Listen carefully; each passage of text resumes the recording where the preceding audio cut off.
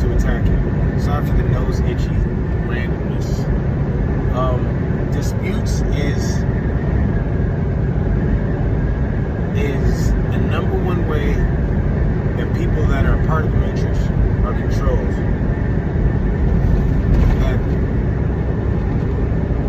they, for example,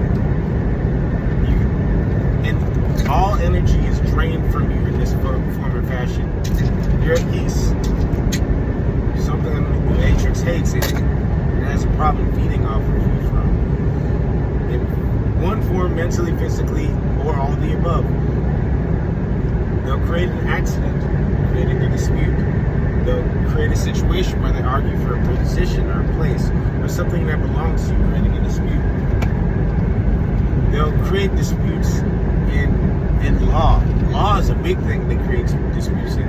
It's where they create laws that allow for controversy and dispute where there was none. They use lies, deception, and all these things and the above. They do.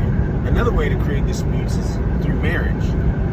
Big dispute drainer. Big drainer through dispute. But all these ways are the way to hook you, draw you in, and drag you. Now, if you get wise in many different areas, in many different ways, you can dissolve the dispute and eventually punish some of these people sometimes. Like, there's a lawful way we can fix marriage and all this weird-ass child support bullshit and all this extra stuff where you don't have to dispute with them. Punishment comes after they proceed, after the fact that they don't understand that they've lost. Depending on the situation, it all depends. It all depends. Like, first punishment is them participating in an act that's like futile. Usually these bot people stop when the action's useless, but seeing as some of these people, generally speaking, are useless, they'll continue on further, more indefinitely in useless actions. Like a little bit more to infinity with useless actions. But what I've noticed from experience is a lot of people that continue on indefinitely end up getting punished, because even though they tend to abuse universal law of the land, spiritual laws, and all these other laws, these laws don't bend as much as they want us to previously believe. I'm trying to explain it to people, for people that have never looked up the 50 universal laws or spiritual laws or anything like that. There's laws that cannot be broken. These people are breaking it, and they find clever ways to break it, undo God's laws, or try to figure ways around it to have legal right into it.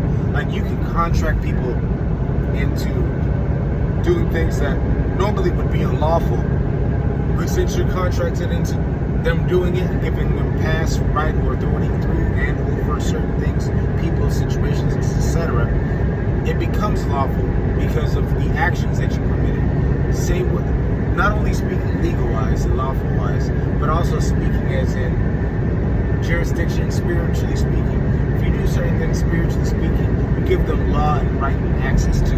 If you have sex with people that have sex with everybody, you've just jumped into the pool with everybody else, of all the fuckery and the general retardation that goes on. Like, you open your spirit up to people that have a shitload of demons. If you congregate with retarded people, and maybe I'm putting it too blatant, there's different types. If you congregate with gossipers, you open the door, spiritually speaking and universally speaking, for these things to enter your life.